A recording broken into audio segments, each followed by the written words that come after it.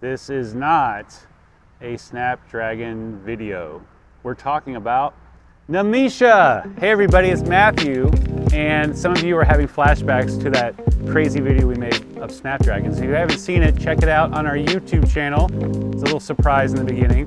But these are Nemesia, and they have flowers, little tiny flowers that are reminiscent of Snapdragons. They have a very similar look, but they're smaller, they're a little more dainty, they're a little tighter in their clusters, and they will get to be about maybe 16, 18 inches at the most tall and about as wide. They come in lots of colors. Right now we have a bunch of yellows, whites, and purples, but throughout the cool season and into early spring we'll have Nemesia here at the garden center. So check them out. They're available during our cool season. So as you all know, our cool season's in the fall.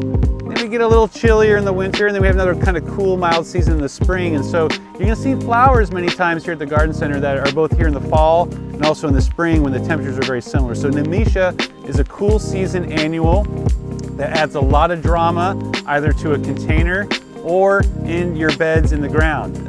Because they don't get real big, you can mix and match with other things to give you a little bit of height. You know, like I said, 16, 18 inches at the most, but they're still pretty low, so they could be a bottom layer or a mid layer with flower beds, depending on what else you're using. You could put some taller things behind them to give them like a backdrop in a pot. We like to do things like apostle's iris or African iris in the back, maybe a little Nemesia in the front, and then some petunia spilling out.